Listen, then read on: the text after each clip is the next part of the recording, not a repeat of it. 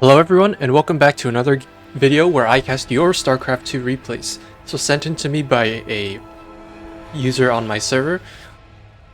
He said it was a really special game, so I guess we're gonna find out what they meant by that. Apparently there are some very cheeky...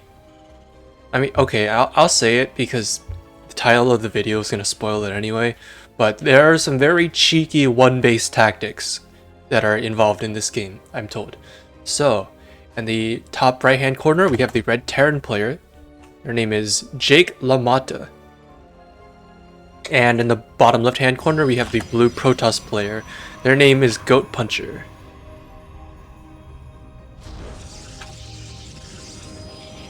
It's like a gateway. I'm gonna wall off. We're not gonna wall off the Reaper Cliff, we're gonna wall off this mineral line. As you can see, it's going to be a double gas first from Jake. Usually, of course, when Terrans take 2 gases this quick, usually means some kind of very aggressive tech.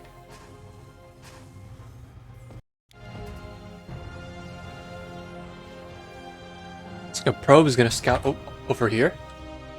What are you looking for? Did she already scout? Okay, you scouted that there's... Okay, but why would you scout over there? You didn't even know there was a double gas yet. This is the type of Terran player who just does a super fast wall off. So now this probe is sooner or later going to be very dead. Gonna be a low ground gonna be a what am I saying? Low ground nexus. Protoss can't fly their nexuses over. Anyway, Cybercore finishing up. Natural Nexus going up for GoatPuncher. Probe is dead, and that means Jake is now free to do whatever shenanigans he wants to do. Be a reactor on the barracks. We're gonna make Marines out of this barracks, or are we gonna make Reapers, or possibly swap the factory onto it and make something out of that? Could be Hellions or Widow Mines. Vote in the comments section now, I guess. I'm just kidding, don't do that. Just guess in your head. Oh, okay. We're gonna Terran players scouts here and Adept will shade out. Oh. Come on, okay, GoatPuncher, you gotta see this, right? You see the bunker, and what are you gonna do about it? Okay. We're gonna pull 2 probes? 3 probes to A move on the... Wait, no, that's not a bunker, that's an engineering bay. What the heck? Okay, we're making mines. Okay, if that shade finishes, that Adept is dead. Bye! Bye-bye. And an armory, so these mines are gonna be cloaked. So we made the engineering bay. I don't know why that engineering bay is there, but 2 Widow Mines and a Marine are now running across the map with a 3rd mine on the way, 4th one coming down there as well very soon. It is in your near future. We're still killing the E-bay. There is no full wall up, so these Widow Mines are just gonna run right in. And oh look at that! We're camping the robo. So whenever it pumps out an observer, you just scan it and you maybe kill something. And look, there's an observer. Question is, are we muling or are we saving energy? We have energy soon. But what would make this really great if we threw down another orbital so we can get another scan going? Okay. That observer is out and you desperate. Oh crap, if it fired on that probe, that observer would have gotten killed by splash damage. It only has... Yeah, it doesn't have enough HP to survive. Okay. Burrow, scan. Scan? Okay. Come on. Okay. Is it gonna fire in time? Okay. So now we have to make another observer, and we are gonna camp the I don't think we have enough energy though. Yeah. Observers take less time to make than it takes an orbital command to get the energy for another scan. Oh my god, and look at all these probes running around.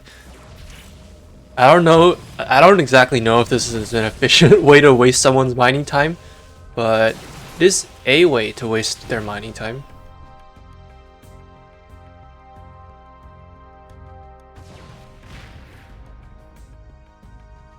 You know, I get the feeling that this is not the most effective build. What would be amazing is if we had some way. First of all, you need to be able to kill the observer. Like, you need to have the mines off of cooldown in order to kill the observer, and then you need to scan in order to see where the observer is and then actually target it, or at least hit it with some kind of splash damage. Instead, we're just gonna bank a crap ton of mines at home. Natural command center going down for Jake. And I believe all the Widow mines are now cleaned up. Yeah, so the immediate threat of Widow mines, the one base Widow mine push, is now not an immediate problem. Which means GoatPuncher is free to move out on the map. Possibly take the third base? No, we're just gonna put up spotting pylon, I guess? Spotting pylon it is. Meanwhile, we've changed gears over at the Terran base into siege tank production and Hellion production. So siege tank Hellion. On GoatPuncher's side of the map, we have a Twilight Council already done and a Robo Bay. So soon we'll have access to Colossi and Disruptors. Disruptors would be great against everything here. Great against siege tanks. Great against Widow mines. Great against... Okay, maybe not Hellions, because Hellions can just outrun Disruptor shots. But... I mean, you can get some pretty juicy connections on Hellions too. Okay, here we go. Oh god, I don't think that... Nope, that's not how you engage. That's not how you engage with a siege tank Widow Mine ball. That was not a great trade. Yikes. It's almost like Jake wants GoatPuncher to run into the mines. Oh, wait, did we just finish Drilling Claws? Okay, we did finish Drilling Claws. Colossus on the way.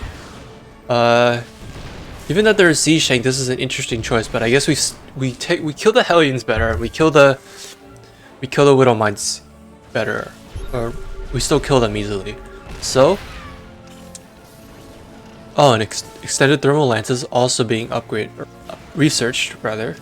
Blue Flame Hellions done soon.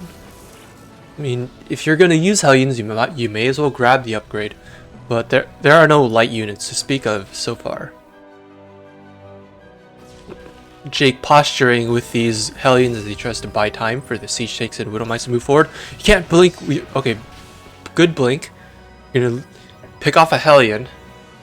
Can't just Hellions are a lot faster than Stalkers, but when Blink's researched, that's when Hellions cannot just run free on the map anymore. The Stalkers will blink on them, and then you will lose a few.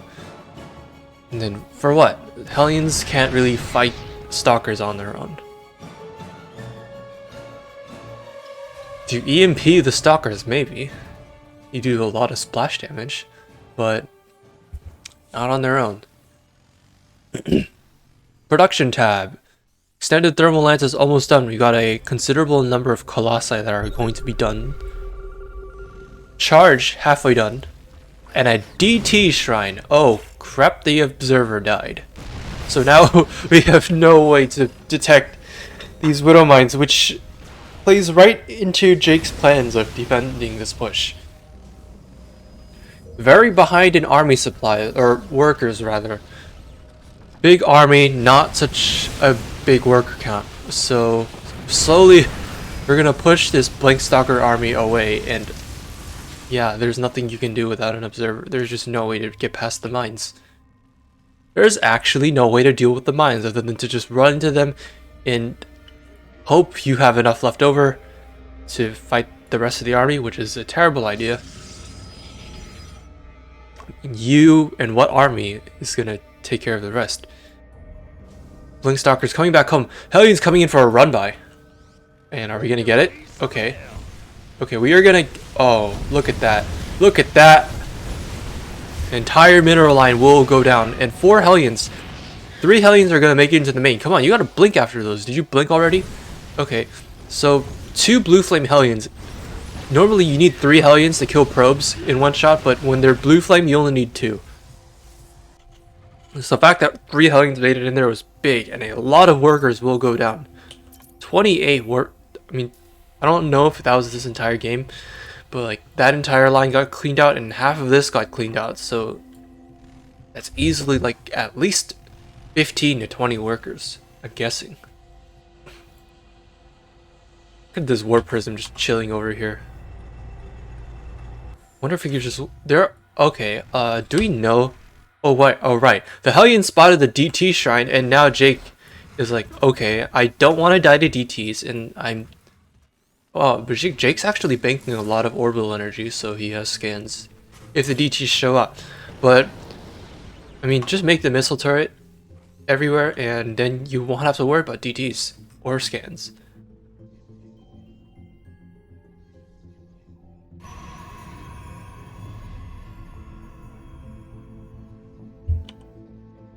Both sides with +1 ground and +1 ground weapons for Protoss, +1 ground mech weapons for Terran.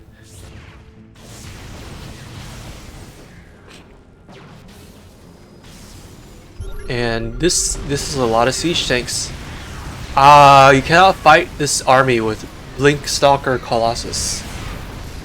Everything here is armored and slow, and the siege tanks just outrange them. So you're probably gonna go for a bit of a surround the next time. Okay, that just gonna unsiege all the tanks and then re-siege them all here, but he's not gonna get punished for it because there are no charge zealots out.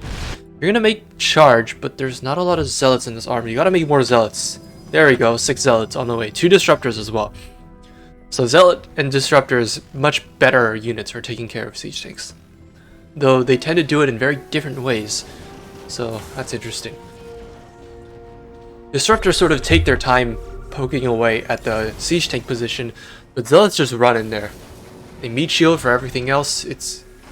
They're a great meat shield because they're not armored, but they're relatively cheap. They're light, so they don't take armored bonus damage. These Hellbats, they have something to say about the zealots and the Widow Mines. So. Overall, not a composition that you'd think you'd normally see, but it is proving to be sort of scary, and oh god, you can't lose that disruptor. So, siege tank slowly inching forward, and I'm not sure if Goat has an answer to this. If he just manages to buy time for a couple more waves of reinforcements, this army from Jake is not being reinforced, and the production tab is just empty. Okay. Goat is gonna jump on it. Okay. Yeah. Okay. Everything gets blown up. All the zealots will die. And yeah, there's a lot of death on both sides, including from GoatPunchers. Oh no, don't attack your own disruptor.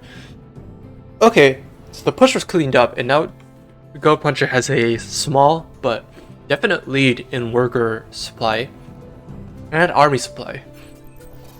Problem is that Jake was the first one to secure a 3rd base, and I'm not sure how much. Okay, there's 2 Blue Flame Hellions that will come over to deal with the Zealot. Hellions not the best frontal fighting units, but when the opponent is 1 Zealot, they can handle it. They can kill it. Another 5 pack of Hellions moving out on the map. I'm guessing, okay, they're gonna go over there. He thinks there might be a base there, but there isn't. So are you gonna see another run by into the main? You could go straight around this time because there's a disruptor that's blocking that side. Okay, now there's a nexus here, and Jake realizes this. Instead, we're gonna go straight for the natural. Okay, no, that stalker gets warped in. Good reaction from Goat, blocking off the natural choke so he can't get it with Hellions. +3 ground weapons on the way for GoatPuncher. +1 ground armor, +1 ground mech armor, +2 ground mech weapons on the way for Jake. We already have, I believe that is speed observers, and yeah, that's speed observers. We finished that up while all the other chaos was happening. Tech switching into immortals from GoatPuncher. I like that against the tanks. But there's a lot of Hellions, so I'm sorry. Did I say Jake? I meant to say GoatPuncher. I return to serve. GoatPuncher, realizing that he only has good vision on one side of the Terran's side of the map, is going to send a zealot over to scout the other side. Come on, you know that there's a base here. You know it's planetary because you saw it morphing into one. But and there's a lot of sea shake you don't want to run into.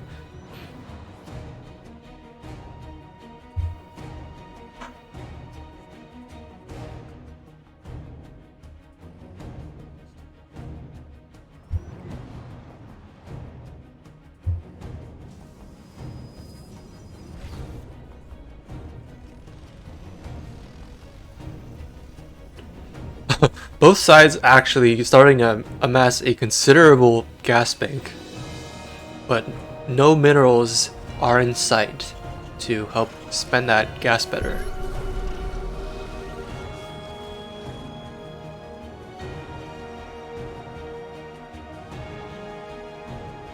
Okay, looks like it's going to be another Hellion siege tank move out on the left side of the map, and oh man, it just... Wait, they just ran... Okay, so this zealot doesn't even see the army moving out. And, oh no. Are you gonna see it? Oh my god, are you Oh my god, okay. Oh, yeah, that's a terrible place for the siege tanks to siege up, but they might just get away with it? No, they will... No, they don't get away with it. Nice target fire on the siege tanks, though. The Colossi are more suited to taking out the Hellions. Then again, the Hellions don't do that much damage, so taking out the siege, target firing the siege tanks, not a bad move.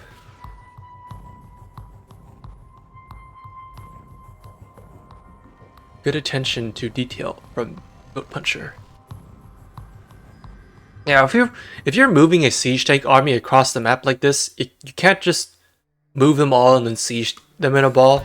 It might work on some players, but it generally just leaves you unsafe to being jumped on like that. Like even the army that you normally completely destroy, which is Blinkstalker, Colossus with like a couple of immortals, because the immortals are good against siege tanks in small numbers, but when there's a critical mass of siege tank versus immortal, that the siege tanks will just completely destroy the immortals, and the immortals will never ever get to touch the siege tanks.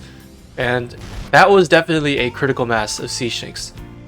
So to lose it all like that is very unfortunate and very expensive. Hellion run by will scout the 5th base. But the ultimate goal here is the 4th base, where we are gonna rinse half of the mineral line again. Actually, that wasn't really half, was it?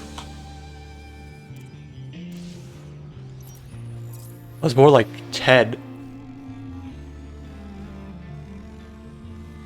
Yeah, anyway, if you're gonna do a siege tank push, you really need to know where your opponent is. Find their army ahead of time, use your Hellions, figure out the angles, and then you can jump on them like more methodically. Like imagine a siege tank push with like units from here and then more siege tanks here. It's really hard to break. I really like how active Jake has been on the map with these Hellions. Just every once in a while, just send in a few waves. There's a couple cannons and shield batteries, but that doesn't matter when you have 6 Hellions, and your shield batteries, cannons don't matter when there are this many Hellions. I mean, they'll kill it eventually, but not fast enough. And then the shield batteries don't matter when you just one-shot all the probes anyway. Look at these Zealot Warpers just instantly getting destroyed the second like they start spawning in. And that mineral line is gone. And meanwhile, there's a push, and the planetary over here is going to be absolutely destroyed. Not going to stand a chance against this many zealots and immortals. Suddenly, Jake is completely caught out of position outside of his natural. Oh my god. If Goat attacks into this natural base away from where the siege tanks are, the siege tanks are doing an awful nice job of protecting this side of the territory. But if GoatPuncher just walks in here, wedges his way in there, I don't think there's a way that Jake can actually force him out. At least not quickly, not before all of these buildings are dead. No, you do not want to walk in with your Yeah, no, I don't think you're gonna get the siege tanks with Colossi, not with a 4 range disadvantage.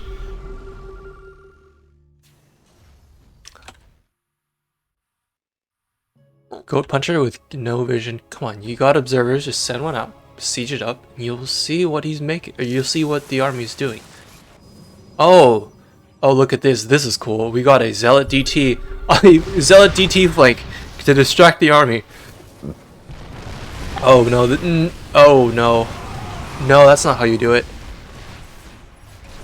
Yeah, okay, excellent way to divide Jake's attention, or exploit his lack of ability to divide it by, like, running in here, but not quite killing that command center. Wait, hang on a second. Okay, yeah, no, it lifted off in time.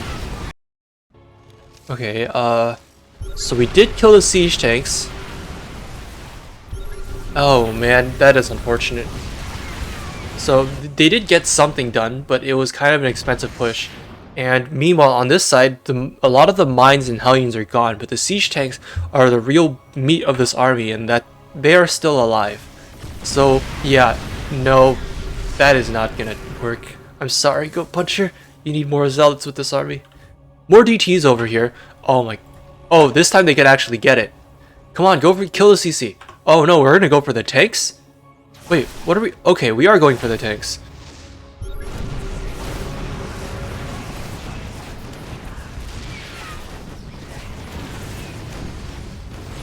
Okay, big number of tanks will go down in exchange for the DTs, and the DTs are I mean, it's a resource-wise, it's an even trade, but the DTs are less important to GoatPuncher than the siege tanks are to Jake right now. So, I think that's worthwhile. Hellions' entire army is just gonna move across the map. I guess Jake is fed up with this. Siege tank and Immortal running by each other. Immortal says, "Hi, what's up?" Siege tank says, "Not much. What's up with you, dude?" Yeah, there isn't enough army here to kill GoatPuncher anymore, who is at 118 supply to Jake's 47. And yeah, I figured it was gonna end like this. I mean, I'm sorry, I meant to say, I figured Jake would tap out once this attack failed, but anyway, Jake taps out, and at 22 minutes and 31 seconds, GoatPuncher will be the winner of this game.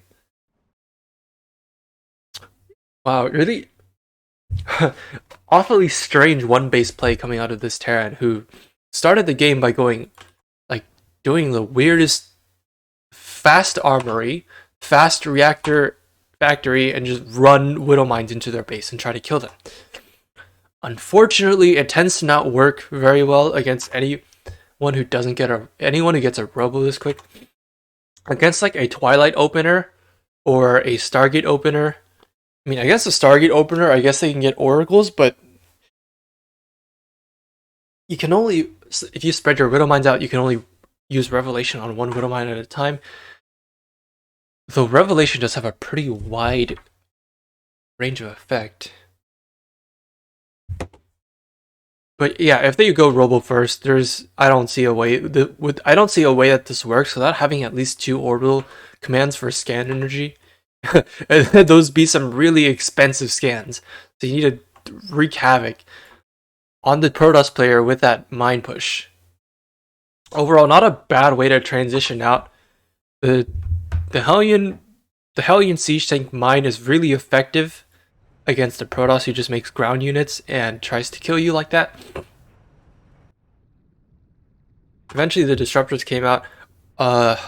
Disruptors pulled their weight this game, though. I feel like they could have gotten a little bit more done because, like, disruptors have even more range than siege tanks do. If you just put them right on the edge of the siege tank's range, you can send your disruption nova and slowly whittle them down. Anyway, overall, there's your units lost tab for the game.